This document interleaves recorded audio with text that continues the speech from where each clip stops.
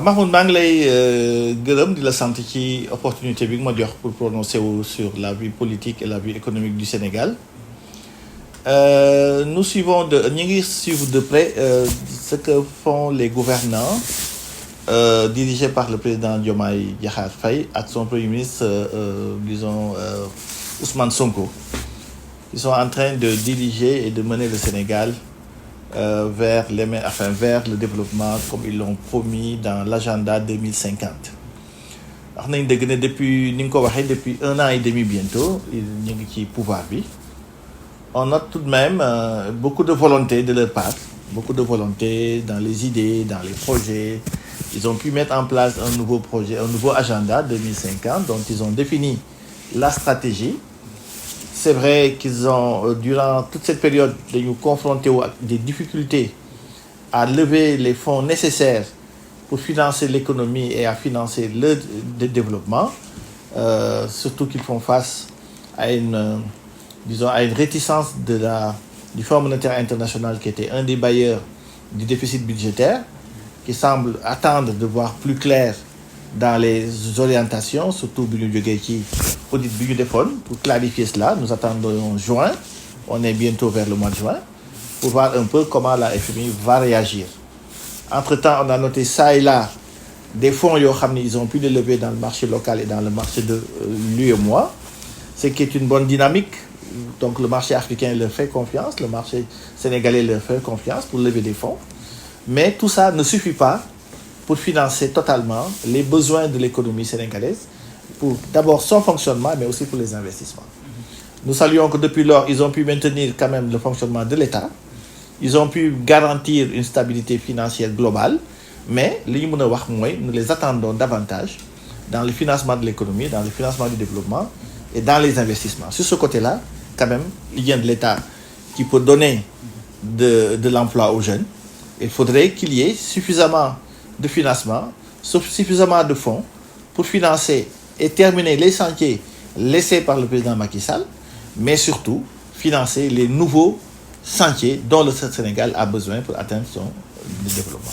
Donc on peut noter que jusqu'à présent, on est dans les intentions, on est dans l'analyse, dans les audits, et nous avons noté beaucoup d'audits, beaucoup de choses, mais ce qui reste à faire, c'est les actions concrètes pour aller vers le développement. Mais si ils ont quand même utilisé de façon indigne les fonds publics et les fonds de l'État, même si c'est une dizaine de millions, nous demandons à ce que cela soit éclairci. C'était une promesse électorale, qu'ils viennent maintenant engager l'audit et la poursuite des gens qui avaient engagé cela. Je pense que là va de soi. Parce que aussi am na ci cas yoo xam ne jaaxal nañu, mais nag ñun ñi nga xam ne ñu nekkoon ci espace politique bi ak tamit nekk des hommes d'affaires, nous étions étonnés quand même d'entendre qu'il y a autant de milliards qui ont été détournés. Si cela est vraiment avéré, en tout cas nous, ça nous dépasse. Qu'on puisse dire que des personnes ont pu détourner 1 milliard, 2 milliards, 3 milliards, qui n'étaient que des hommes politiques, au moment où 700 milliards étaient engagés pour le Sénégal. On se rend compte qu'une dizaine de personnes pouvaient se retrouver avec des dizaines de milliards dans leur compte. Si cela est avéré, je dis, l'audit et la poursuite de ces gens-là est une chose normale. Par contre, ce qui n'est pas normal, c'est de s'acharner simplement parce qu'on a un opposant politique et de s'acharner sur les gens parce que, par exemple, l'arrestation qu'on fait sur les gens comme les journalistes, les gens qui sont en train de jouer leur rôle sur l'espace public, ça, vraiment, je trouve que ce n'était pas du tout nécessaire. Bon, Sénégal, mon pays de dialogue, donc dialogue, le président Macky Sall l'avait déjà installé. C'est une chose que tout le monde avait applaudi. Je pense que dialogue, le Sénégal. Donc dire que dialogue, on est contre, à la limite, je trouve que ce n'est pas bien de dire qu'on est contre le dialogue. Le dialogue doit être une bonne chose. Par contre, ce qui m'a dit dialogue, il faut un forum, un fora là, où on invite n'importe qui et n'importe comment, où les gens passent une journée, connaissent son show, et que finalement, on retient quoi du dialogue, quel est le rapport qui va s'en sortir, quels sont les points qui seront retenus. Pour moi, je pense que le vrai dialogue devrait impliquer pas seulement le monde politique et qu'on essaye, n'est-ce pas, de constituer un groupe beaucoup plus élargi, mieux choisi. On va du monde universitaire, on va jusqu'aux acteurs de développement, on va voir les gens qui gèrent l'économie, on y implique aussi les acteurs politiques, bien entendu, mais inviter que toute personne qui a un parti politique important, résident ou pas, qui est insignifiant, on les appelle dans un lieu pour regrouper des centaines de personnes. Ku nekk di jël parole di wax loo xam ni peut-être c'est même pas maîtrisé. Je pense que façon dialogue boobu du dialogue boobu moom la Sénégal soxla nañ dialogue boo xam ne mais composante Sénégal yi vrai nañuy impliqué préparer ko sur une durée beaucoup plus longue joxe les TDR de façon claire liggéeyoo nit ñi sur des commissions def nag benn journée de restitution boo xam ne dañ koy def. loolu suñ ko préparé nommer un coordonnateur un comité de pilotage mu préparer ko sur une durée beaucoup plus longue allant de l'économie allant de la politique allant de l'analyse du monde socio-culturel loolu suñ ko defee jox ko le président de la République je pense que dina nekk lu gën a dëgër mais li ma gis barki démb où chacun devait montrer ses parures ou montrer simplement que yow bokk nga ci acteurs politiques yi alors que am na il y a des gens beaucoup plus représentatifs dont leurs idées doivent être entendues.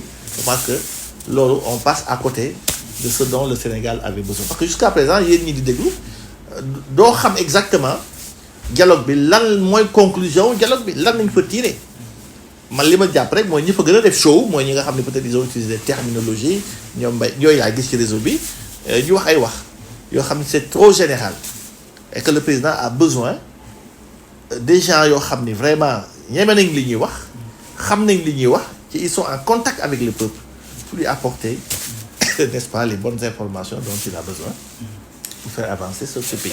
statut chef de l'opposition ndax jàpp nga ni loolee lu war a mën a yombale ci contexte politique bi nii ngir ñu mën a xool kan mooy chef de l'opposition bi. bon nii moom c'est vrai que chef de l'opposition moom dina jafee xam parce que est-ce que dañuy basé wu ci dernière élection présidentielle bi wala dañuy basé wu ci élection législative bi wala naka nañ koy combiner yooyu lu ñu war a xool la man daal jàpp naa ni actuellement déterminer le chef de l'opposition est une chose difficile. On peut penser qu'Amadou Ba aurait pu l'être, mais Amadou Ba, quand on allait à la présidentielle, il était partagé entre les partisans du président Macky Sall, qui beaucoup l'avaient soutenu dans un premier temps parce que Macky Sall avait désigné cela. Et au bout du compte, il est parti seul. Aujourd'hui, il n'est pas avec le président Macky Sall. Qu'est-ce qui lui reste concrètement comme poids politique et comme poids pour représenter dignement, pour montrer que mon est en tête de l'opposition? Pour moi, personnellement, c'est un problème. Est-ce que c'est le parti du président Macky Sall? Est-ce que c'est les autres? Ça pose problème. Donc aujourd'hui, à mon avis, on doit faire très attention, en tout cas, sur comment déterminer, n'est-ce pas, le leader politique qui doit représenter correctement ce que nous appelons le chef de l'opposition. Et puis, depuis que les partis, on sent pas une vraie opposition de sa part. Une contribution permanente dans l'espace politique. Loolu aussi lu ma constaté la. Donc, oui, ta question nous permet de dire qu'à mon avis, nous devons peut-être attendre les locales ou en tout cas d'autres élections pour nous déterminer convenablement le chef de l'opposition.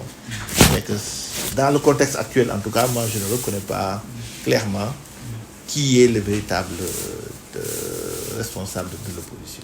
ñu wax tuuti ci yow concernant sa situation politique sa carrière politique ndax yaa ngi Pastef coalition Pastef ou bien pour l'instant yaa ngi toog stand-by sa carrière politique. waaw man personnellement xam nga man ñëpp ñi ma xam ci politique ils m'ont connu en 2016 en 2014 2016 ma créé mouvement boo xam ni maa ngi ko tuddee Alliance pour un Sénégal prospère cantonner ses actions essentiellement dans la ville de Thiès. J'aurais pu l'élargir au niveau national, mais boobu sama ambition personnelle c'était de contribuer au développement de Thiès, d'appuyer les populations locales yi ma fi fekk et de pouvoir amener après avoir fait 20 ans de carrière sur le plan privé, ma vision était que pour pouvoir atteindre les masses, on ne devait pas seulement se cantonner à travailler dans le privé, mais il était quand même bon de s'impliquer en politique, qui était un terrain noble, comme je le pensais, pour agir sur les populations et apporter notre expertise que nous avions acquis en ayant fait une quinzaine d'années dans le public et aujourd'hui presque une quinzaine ou vingtaine d'années dans le privé comme chef d'entreprise, nous avions souhaité apporter notre contribution en créant un mouvement indépendant. Ce mouvement-là a accompagné, quand il le fallait, le président Macky Sall jusqu'en 2019, et à la veille des élections aussi, nous avons été avec lui.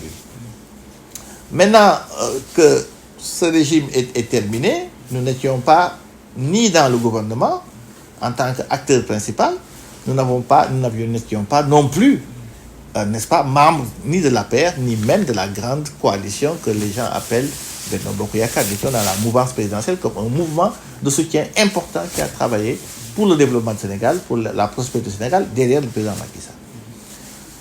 Maintenant, le président Macky Sall est parti, nous avions jugé, à la veille des législatives, que le président Diomaye a été élu à 54% par l'ensemble des populations. Nous, notre analyse était simplement qu'on ne peut pas élire un gouvernement et ne pas lui donner les moyens de pouvoir gouverner. C'était notre analyse globale de l'action, parce que nous, ce qui nous intéresse, ce n'est pas les hommes, c'est que le Sénégal gagne et que le Sénégal avance. Et que nous puissions, que les populations qui espèrent, qui sont avec nous, qui pensent que nous pouvons donner notre contribution, puissent gagner quelque chose. Donc nous avons demandé à ce que nos militants, au niveau des législatives, appuient, n'est-ce pas, le PASTEF pour qu'ils puissent avoir la majorité pour gouverner. Mais pour répondre à votre question, est-ce que nous sommes membres du PASTEF? Non, nous ne sommes ni membres du PASTEF, ni membres de la coalition PASTEF, et nous ne sommes pas avec, n'est-ce pas, le président Macky Sall, ni même avec les autres partis. Nous sommes retournés dans notre mouvement et nous sommes en train de travailler pour massifier notre mouvement et analyser le jeu politique pour savoir comment contribuer davantage au développement du Sénégal. Donc pour répondre à votre question, non, nous ne sommes ni avec le PASTEF, ni avec la mouvance Benno Bokk Yakaar, mais un mouvement politique que nous avons mis en place pour les mêmes causes reste encore disponible pour travailler dans le développement, travailler dans la contribution des masses et observons l'espace politique pour nous déterminer le moment venu. Bientôt les locales, ndax yaa ngi koy waajal ndax wala amugo ci benn programme wala sax benn plan d'action peut-être pour mën cee bokk ci élection yi wala yaa ngi xalaat yow ak say nit. Non, xam nga ñun on est, comme je t'ai dit, je suis concentré sur mon travail. Donc actuellement, moi je travaille fortement. Je retourne à mon métier que je n'ai jamais abandonné de professeur et ensuite de chef d'entreprise d'une université privée et d'autres actions que je suis en train de mener. Mais évidemment, pour une population, le mouvement continue d'avancer. Les locales, c'est peut-être demain. Et nous aviserons. Tout dépendra de l'évolution de l'espace politique. Mais cela va de soi que si les populations comptent sur notre expertise pour diriger les mairies dans les villes où nous sommes, évidemment, nous sommes partants. Donc, notre mouvement politique continue de jouer son rôle et continue à se massifier. Travaille pour réfléchir. Ce qui n'est pas encore d'actualité, c'est dans quel groupe politique nous appartenons. Le mouvement a toujours fonctionné de façon autonome, n'a jamais bénéficié d'appui ou d'accompagnement d'un parti politique ou d'un autre. Ce mouvement qui rassemble les gens qui me font confiance, qui sont des centaines de milliers de femmes avec qui j'ai gardé les bonnes relations, qui se lèvent quand je leur demande de se lever. Tous les jeunes que nous avons aidés pendant ces 10 dernières années, les populations comme vous l'avez vu aujourd'hui, avec qui nous habitons, ñooñu mënuñu leen a bàyyi. ñooñu fu ñu jubale rek ñun fa la ñuy jëm.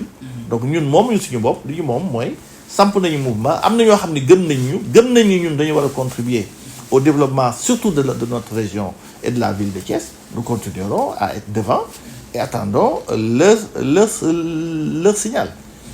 Maintenant demain on va aviser c'est-à-dire loo xam ne ñoom egseegul li ci wax léegi xaw na teel li am solo daal mooy ñi ngi liggéey ñi ngi ànd ak suñuy nit ñi ngi ànd ak suñuy militants ñi ngi ànd ak def ak ñoom jàmm ak teraanga fu ñu soxla ñu mën ko ñëw jàppale leen su local jotee nag suñu analyser l'environnement politique nous nous déterminerons en fonction de ça.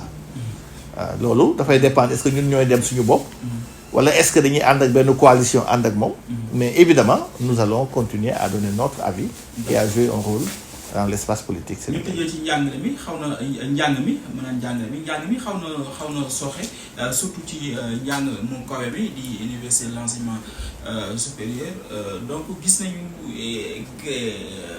manifestation yi ci au sein des universités du Sénégal et tant d'autres choses yoo xam ne tey jii étudiants yi ñu ngi koy réclamer yow aujourd'hui selon vous gouvernement bi fan la war a mën a jaar ngir indi ay saafara ci li nga xam ne moo di njàngu ak njàngu kawe mi. waaw enseignement supérieur dafa nekk domaine bu xam ne dafa jafe qui a toujours posé beaucoup de problèmes à tous les gouvernements. Je pense que gouvernement bu sa jaar difficulté am l'enseignement supérieur, l'éducation, la santé, c'est vraiment des pôles yoo xam ne les gérer, il faut les gérer avec beaucoup de tact.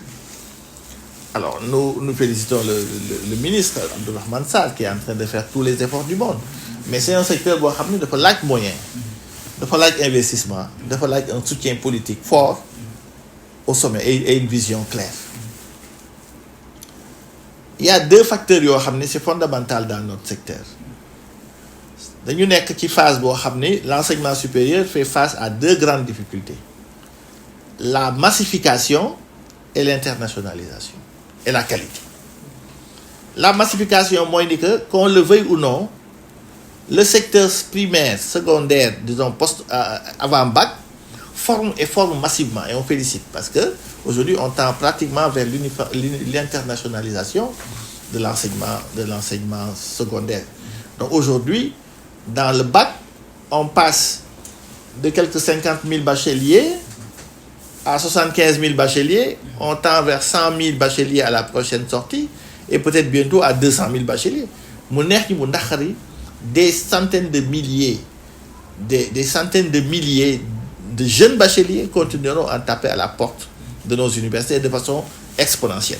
Ça, dans les 5 prochaines années, l'État bi mënul dugal investissement boobu mu yokkee noonu wala boog defu ko. Donc il faut d'abord que l'État def un vrai plan Marshall que bu ñu ne étudiants yi dañoo bari Sénégal amagul étudiants yi mu war a am. On n'a pas encore atteint 2% de notre population. Sénégal su amee 18 millions de personnes ou 20 millions de personnes benn yoon suñ pour ñu mun ci am rien que 1% yi dafa doon nekk 200 000 étudiants. war nañu am 400 000 étudiants tey ay 200 000 nañu am dans l'espace politique est-ce que egg nañ ko sax donc kon amaguñu étudiants yi Sénégal war a am pour développement bi war a mën a nekk. Donc il faut vraiment ñu tenir compte ci deux facteurs yooyu. Léegi nag pour ñu mun ko def man dama jàpp ni Sénégal ñaari tànk la am enseignement supérieur. Dafa am le pied droit qui est l'enseignement public, qui est la mère de l'enseignement supérieur. Mu am un autre pied qui est l'enseignement supérieur privé, dont le contenu est public parce que ANAQ moo yamale l'égalité des formation bi nekk public ak bi nekk privé différence amu ci parce que ñaari critères moo leen déterminé. Formation bi dafay habilité wala mu accrédité privé, donc loolu état moo koy délivrer. Léegi nag école bi est-ce que état moo ko moomal boppam wala ay privé ñoom ñoo ko tabax, loolu mooy différence bi. Donc il faut ñu utiliser convenablement les capacités de l'ensemble de ces deux pôles pour mun a endosser totalement les capacités nécessaires pour régler le problème de l'accès. Parce que l'accès et l'équité moom mooy problème bi gën a mag aujourd'hui dans l'enseignement supérieur. Que loolu nag dafa laaj gouvernement bi am fit pour faire face aux syndicats d'enseignement supérieur qui dans leur vision pensent continuer à garder cette image ancienne comme quoi l'enseignement supérieur doit être simplement géré par les universités publiques. Le Sénégal rek la am pays yi ñu raw yépp qui sont devant nous, même la Côte d'Ivoire aujourd'hui, c'est 70% des étudiants dans le privé. Aux États-Unis, c'est plus de 75 ou 80% dans le privé. En France, moom mooy suñu référence, mais c'est pas France aujourd'hui qui domine l'enseignement supérieur. Donc loolu d'abord mooy le courage que les gens doivent prendre. Deuxième chose, ñu xam ni étudiants yépp mën nañ leen dugal ci système boobu, ñi bëgg dem public, ñi bëgg dem privé, ñu am le système de financement correct de l'enseignement supérieur en y mettant les budgets qu'il faut. Ba pare nag ñu respecter les normes qualité édictées par l'ANAQ, édictées par le CAMES, et un contrôle strict de qui délivre quel diplôme loolu suñ ko defee ca gëm ko investir dans les sciences la technique l'ingénierie et les sciences et les mathématiques et aujourd'hui l'intelligence artificielle le pétrole et toutes ces énergies je pense que suñ ko defee d'ici peu de temps nous pourrons à l'horizon 2050 évidemment atteindre le développement espéré mais un développement avec un capital humain bu ñu former correctement endogène ancré à nos valeurs parce que quand on continue à envoyer les étudiants dans les universités étrangères assez tôt avant comme on dit post-bac avant le bachelor ñooñu la plupart suñu demee du ñu ñëwaat il faut qu'on les garde ici dans les bonnes écoles ba ñu am au moins seen niveau licence et qu'on en sélectionne certains pour les amener dans les grandes universités américaines, européennes et françaises pour un peu compléter la formation. Mais aujourd'hui, l'internationalisation, le développement de l'Internet, le développement de la coopération, le développement des co-diplomations permettrait de garder nos jeunes dans nos pays pour leur donner beaucoup plus d'ancrage et beaucoup plus d'affection à notre pays. Merci beaucoup. Man loolu laa gëm ni suñ ko defee l'enseignement supérieur va avancer. D'accord. Merci beaucoup monsieur Gningue. Merci maa ngi leen di sant di leen gërëm. di la sant aussi yow ak say partenaires. di nuyu waa Thiès di nuyu waa Sénégal yëpp. di ñaanal réew mi am jàmm. di ñaanal aussi président de la République ak ses partenaires ñu am les coups des franches et la force qu'il faut pour amener le pays à un développement. Merci.